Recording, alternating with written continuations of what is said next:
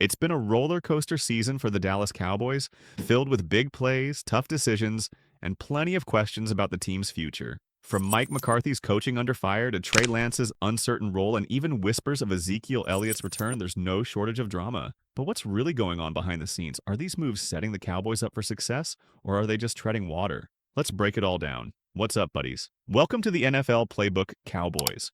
If you are new here, make sure you hit the subscribe button. This is all about America's team. First up, Mike McCarthy. There's been a lot of chatter about his coaching performance. Many fans argue that while McCarthy racks up wins during the regular season, he often seems unprepared when it matters most, the playoffs. It's a valid point, especially when you think about past comparisons to someone like Jason Garrett. But why would Troy Aikman, with his 3 Super Bowl rings, endorse McCarthy? Some say it's because there's a risk in moving on. Sure, you might find someone better, but you could also end up worse off. Take the Rams, for example. They rolled the dice and brought in Sean McVay, and that gamble paid off big time.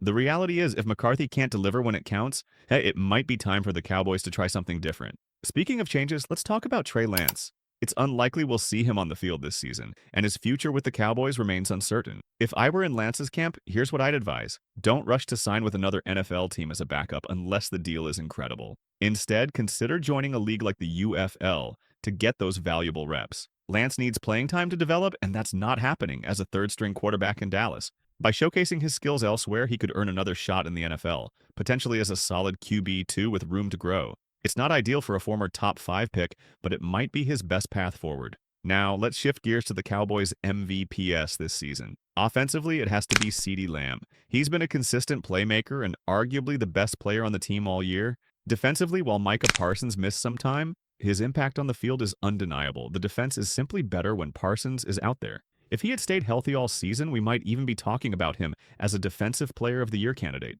Still, both Lamb and Parsons have been pillars for the Cowboys this year.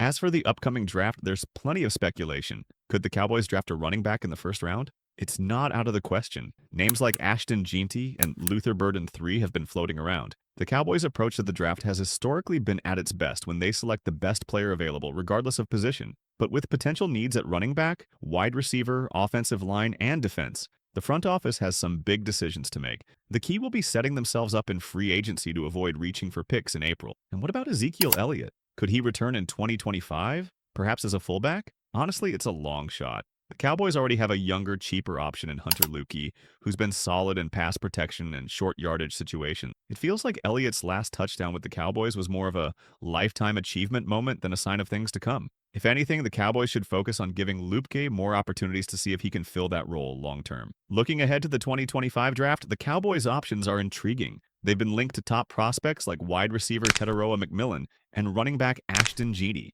McMillan brings size and a skill set reminiscent of T. Higgins, which could be a valuable addition to the Cowboys' offense. However, the likelihood of landing a top-tier talent will depend heavily on where they end up in the draft order. Teams like the Raiders, Patriots, and Giants are all expected to pick early and could snatch up key players before the Cowboys even get a chance. Lastly, there's the question of whether the Cowboys can finally win a Super Bowl in the 2020s. It's the dream, right? But there's skepticism. The Cowboys have done a great job building playoff-caliber teams when their quarterback is healthy, but they've struggled to spend and operate as aggressively as other top franchises. Teams like the Eagles have a more aggressive approach that pays dividends in the postseason. For Dallas, simply making the playoffs isn't enough. They need to aim higher, and that starts with how they manage their roster and free agency. So, what do you think? Are the Cowboys heading in the right direction? Who would you like to see them draft in the first round? And what's your confidence level in the team's leadership? Share your thoughts and let's keep the conversation going.